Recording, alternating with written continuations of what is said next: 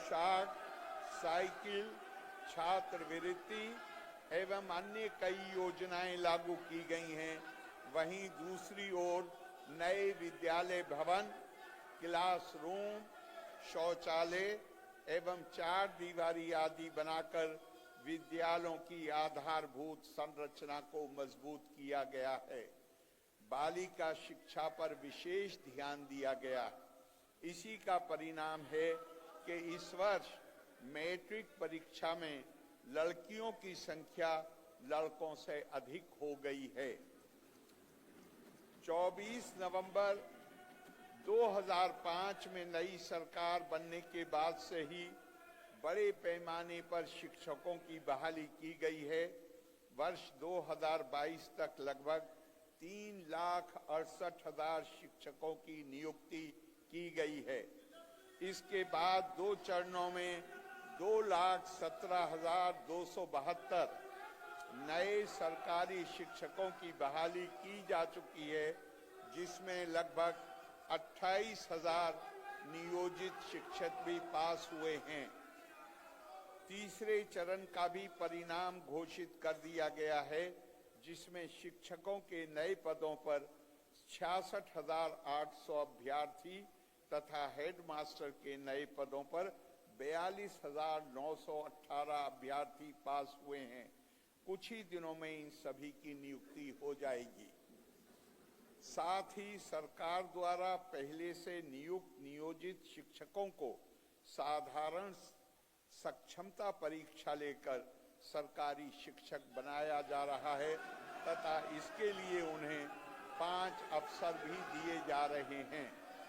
इसके अंतर्गत अब तक 2 बार में लगभग 2,53,961 नियोजित शिक्षक उत्तीर्ण होकर सरकारी शिक्षक बन चुके हैं।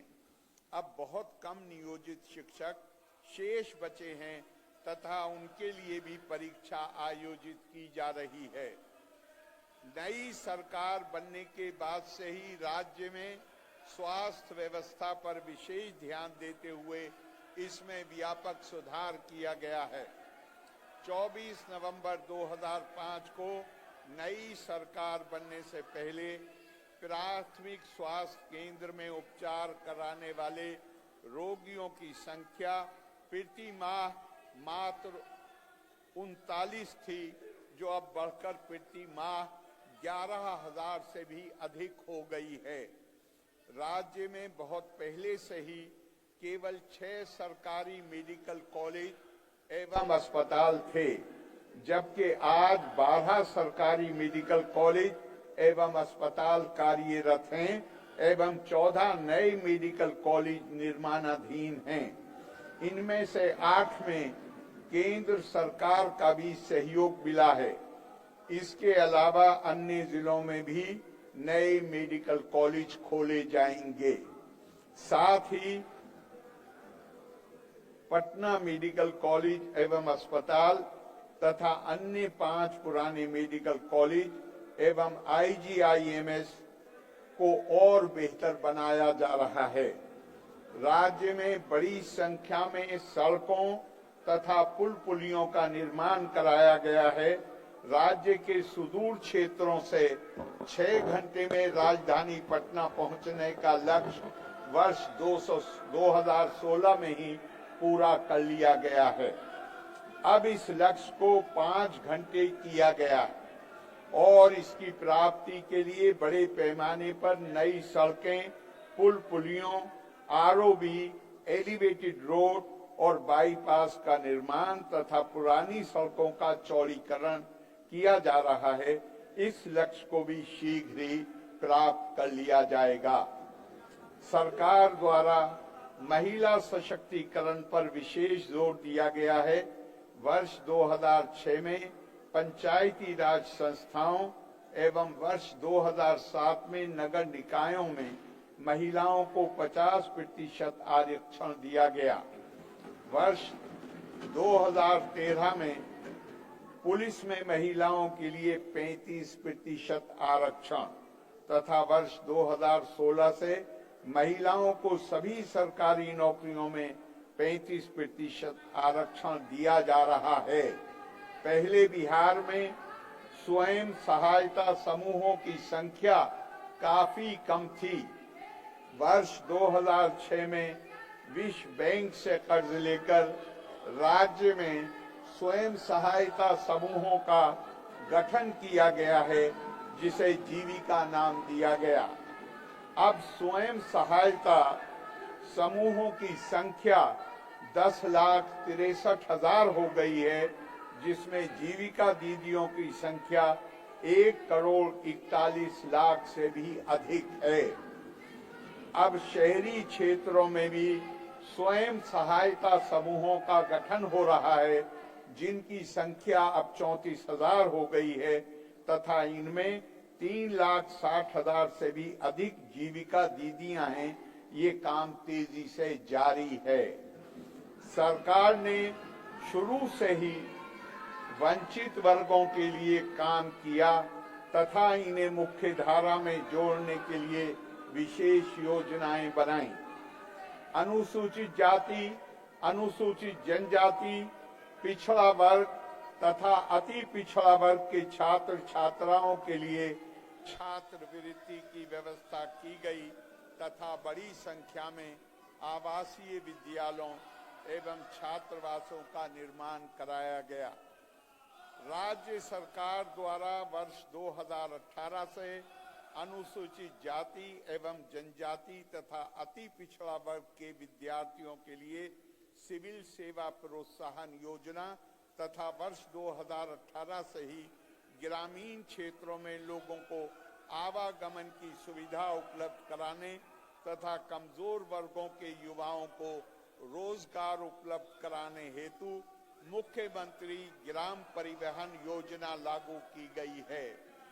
नवंबर 2023 से इसका विस्तार करते हुए प्रखंडों एवं सुदूर पंचायतों को जिला मुख्यालय से जोड़ने हेतु मुख्यमंत्री प्रखंड परिवहन योजना लागू की गई है।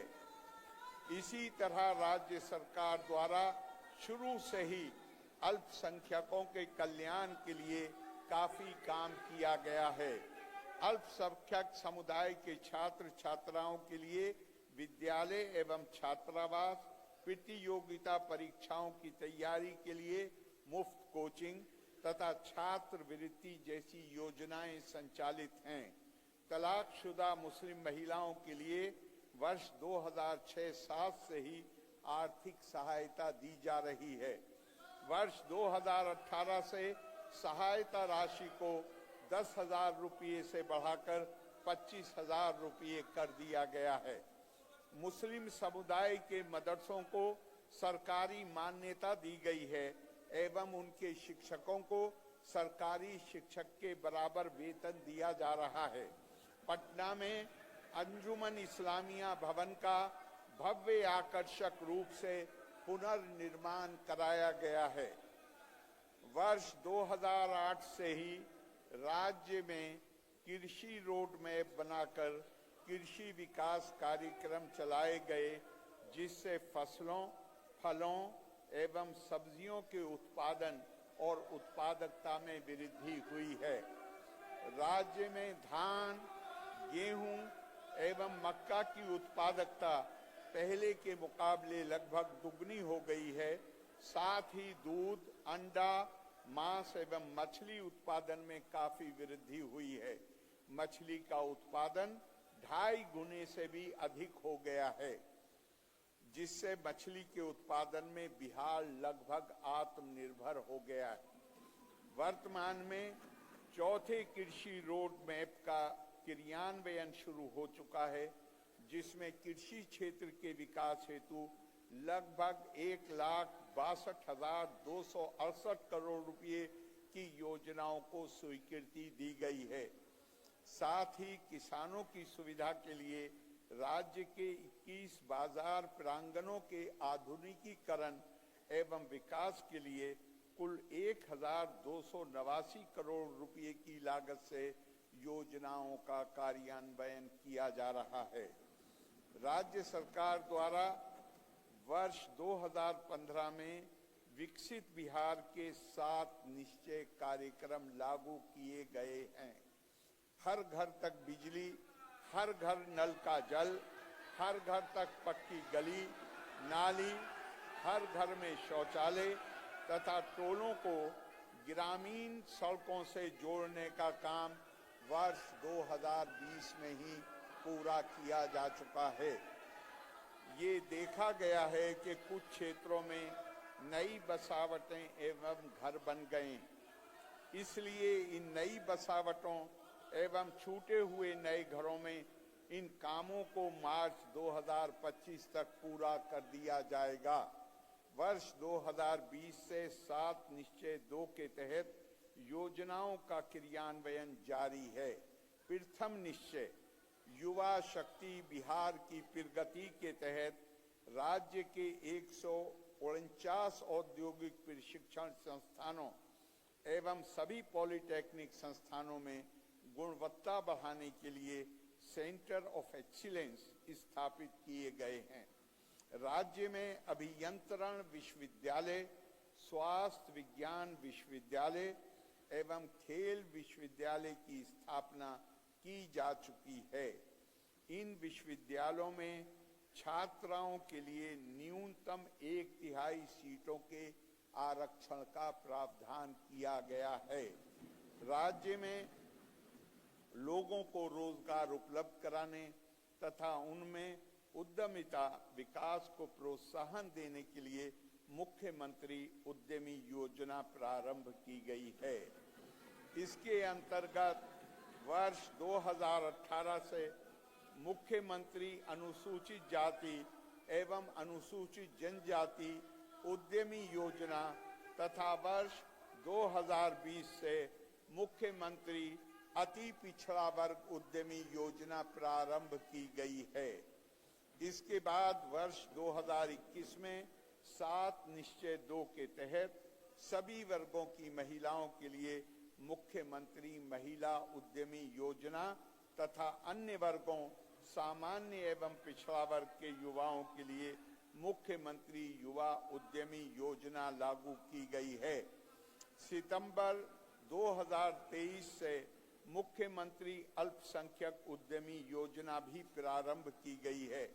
इन सभी योजनाओं में अब तक कुल मिलाकर 39,819 उद्यमियों को 2,918 करोड़ रुपए से अधिक की राशि उपलब्ध कराई गई है।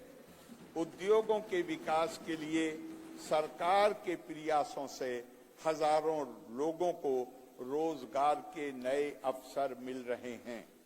दूसरे निश्चय सशक्त महिला, सक्षम महिला के अंतर्गत उच्चतर शिक्षा हेतु महिलाओं को प्रोत्साहित करने के लिए इंटर पास करने पर 25,000 रुपये तथा स्नातक उत्तीर्ण होने पर 50,000 रुपये की राशि दी जा रही है। तीसरे निश्चय हर खेत तक सिंचाई का पानी के अंतर्गत 5 विभागों जल संसाधन, लघु जल संसाधन, ग्रामीण विकास, कृषि विभाग और वन, पर्यावरण एवं जलवायु परिवर्तन विभाग द्वारा तेजी से काम किया जा रहा है। इस काम को जून 2025 तक पूर्ण करने का लक्ष्य है। चौथे निश्चय स्वच्छ गांव, समृद्ध गांव के अंतर्गत ग्रामीण क्षेत्रों में सोलर स्ट्रीट लाइट लगाने का काम चल रहा है। अनेक वार्डों में सोलर स्ट्रीट लाइट का काम पूरा हो गया है और अगस्त 2025 तक सभी वार्डों में काम पूरा कर दिया जाएगा। पांचवें निश्चय स्वच्छ शहर, विकसित शहर के अंतर्गत विभिन्न नगर निकायों में ठोस एवं तरल अपशिष्ट प्रबंधन तथा मोक्ष धाम योजना के अंतर्गत जिला मुख्यालयों एवं महत्वपूर्ण नदी घाटों के आसपास शवदाह गृहों का निर्माण कराया जा रहा है। साथ ही शहरों में जल निकासी के लिए स्टॉर्म ड्रेनेज की व्यवस्था पर तेजी से काम किया जा रहा है। छठे निश्चय सुलभ संपर्कता के तहत जाम की समस्या से मुक्ति एवं सुचारू यातायात के लिए शहरों एवं घनी आबादी वाले इलाकों में बाईपास का निर्माण कराया जा रहा है। ग्रामीण क्षेत्रों में गांवों को महत्वपूर्ण स्थानों यथा प्रखंड मुख्यालय, थाना, अस्पताल एवं महत्वपूर्ण बाजार आदि से संपर्कता प्रदान करने के लिए ग्रामीण पथों के निर्माण की कार्रवाई की जा रही है। सातवें निश्चय सबके लिए अतिरिक्त स्वास्थ्य सुविधा के तहत फरवरी 2021 से गांवों के स्वास्थ्य उपकेंद्रों में टेलीमेडिसिन की सुविधा दी गई है, जिससे लोगों को दूर स्थित अस्पतालों में नहीं जाना पड़ता है। इससे बुजुर्ग एवं कमजोर लोगों तथा महिलाओं को विशेष रूप से काफी सुविधा हुई है। अब तक 2 करोड़ से भी अधिक लोगों ने इस योजना का लाभ उठाया है। हृदय में छेद के साथ जन्मे बच्चों के निःशुल्क उपचार हेतु 7 निश्चय 2 के अंतर्गत 1 अप्रैल 2021 से बाल हृदय योजना लागू की गई है। इस योजना के अंतर्गत अब तक 1827 बच्चों का सफल इलाज किया गया है। शुरू से ही सरकार का प्रयास है कि युवाओं को ज्यादा से ज्यादा नौकरी एवं रोजगार के अवसर मिलें। वर्ष 2010 लाख सरकारी नौकरी एवं 10 लाख रोजगार देने का निश्चय किया गया। सरकार इस पर लगातार काम कर रही है। अब तक 9,35,000 से अधिक युवाओं को सरकारी नौकरी दी जा चुकी है। शेष पदों पर बहाली की प्रक्रिया जारी है। अब राज्य सरकार ने तय किया है कि इस वर्ष चुनावों की घोषणा के पहले ही युवाओं को 10 लाख की जगह 12 लाख सरकारी नौकरी दी जाएगी। जहां तक रोजगार की बात है, अब तक 10 लाख की जगह 24 लाख लोगों को रोजगार दिया गया है तथा चुनावों की घोषणा के पहले ही 34 लाख लोगों को रोजगार मिल जाएगा। राज्य सरकार ने वर्ष 2023 में जाति आधारित जनगणना कराई, जिसमें लोगों की आर्थिक स्थिति की भी जानकारी ली गई है। जाति आधारित मतगणना में 94 लाख गरीब परिवार पाए गए हैं, जिनमें सभी वर्गों यथा अपर कास्ट, पिछड़ा, अति पिछड़ा, दलित एवं महादलित तथा मुस्लिम समुदाय के लोग शामिल हैं। इन परिवारों को रोजगार उपलब्ध कराने हेतु बिहार लघु उद्यमी योजना प्रारंभ की गई है, जिसके अंतर्गत इन परिवारों को 2 लाख रुपए की दर से सहायता देने की शुरुआत की जा चुकी है। 1 फरवरी 2025 को केंद्र सरकार द्वारा संसद में बजट प्रस्तुत किया गया। इस बजट में बिहार राज्य के विकास में सहयोग के लिए कई महत्वपूर्ण घोषणाएं की गई हैं। बिहार में मखाना बोर्ड की स्थापना, बिहार में नए हवाई अड्डों का निर्माण, मिथिलांचल में पश्चिमी कोसी नहर परियोजना के लिए आर्थिक सहायता, पटना IIT का विस्तार तथा राष्ट्रीय खाद्य प्रौद्योगिकी उद्यमिता एवं प्रबंधन संस्थान की स्थापना की घोषणाओं से बिहार राज्य के विकास में बड़ी सहायता मिलेगी। इसके पहले भी 23 जुलाई 2024 को केंद्र सरकार के गठन के पश्चात पेश किए गए बजट में बिहार के लिए विशेष आर्थिक मदद की घोषणा की गई थी। इसमें बिहार की सड़क योजनाओं, विद्युत परियोजनाओं, एयरपोर्ट, मेडिकल कॉलेज, खेल कूद के विकास तथा पर्यटन स्थलों को विकसित करने के लिए विशेष सहायता की घोषणा की गई थी। साथ ही बिहार को बाढ़ से बचाने के लिए तथा कोसी मेची नदी जोड़ परियोजना एवं अन्य सिंचाई परियोजनाओं के लिए भी मदद देने की घोषणा की गई थी। बिहार के विकास में सहायता के लिए केंद्र सरकार को बहुत बहुत धन्यवाद।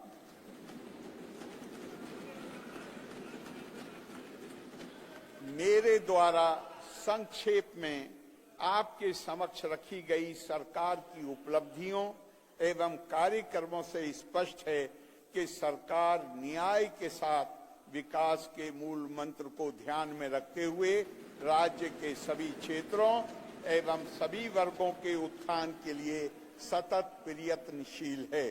मुझे विश्वास है कि वर्तमान सत्र में वित्तीय एवं विधायी कार्यों के साथ साथ राज्य के सर्वांगीण विकास के मुद्दों पर सार्थक चर्चा होगी, जो राज्य के विकास में सहायक होगी।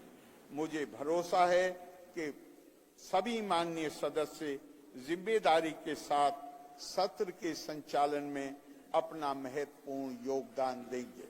मुझे धैर्य से एवं ध्यानपूर्वक सुनने के लिए आप सभी माननीय सदस्यों को धन्यवाद। जय हिंद।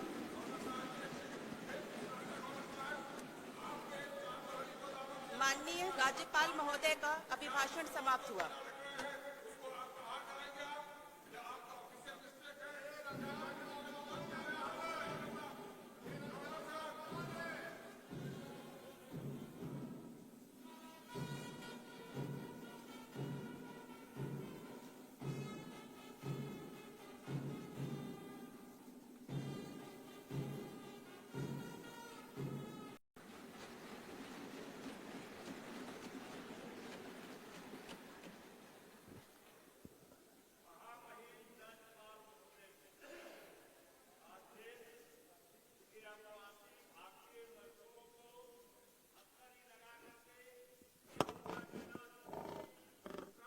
बिहार विधानमंडल के माननीय सदस्यगण,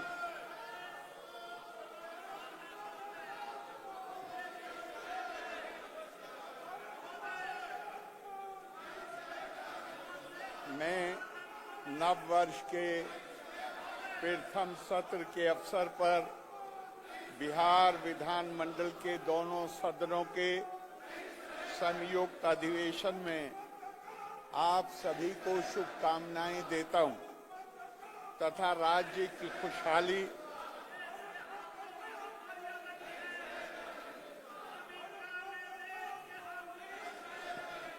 आपका प्रोटेस्ट दर्ज हो गया। अब मुझे अपनी संवैधानिक दायित्व को पूरा करने दीजिए तथा राज्य की खुशहाली एवं बहुआयामी विकास की कामना करता हूं। इस सत्र में वित्तीय, विधायी एवं अन्य महत्वपूर्ण कार्य संपन्न होने मैं बिहार विधानमंडल के सभी सदस्यों से बिहार के विकास के लिए रचनात्मक भूमिका अदा करने की अपेक्षा करता हूं। आपके बहुमूल्य सुझावों एवं सकारात्मक विमर्श से बिहार की प्रगति को बल मिलेगा। 24 नवंबर 2005 को नई सरकार बनने के बाद राज्य में कानून का राज है तथा लगातार विकास का काम हो रहा है। राज्य सरकार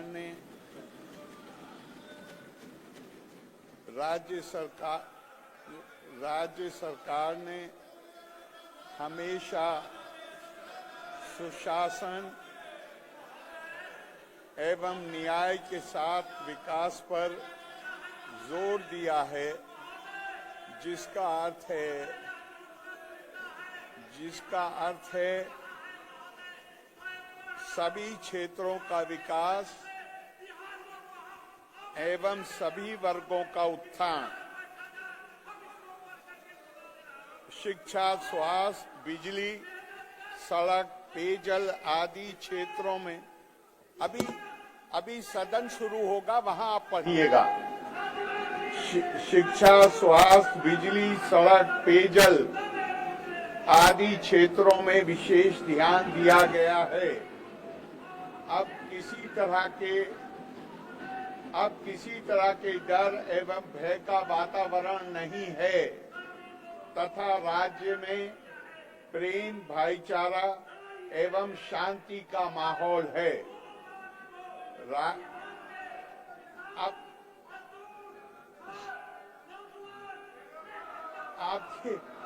आपका सेशन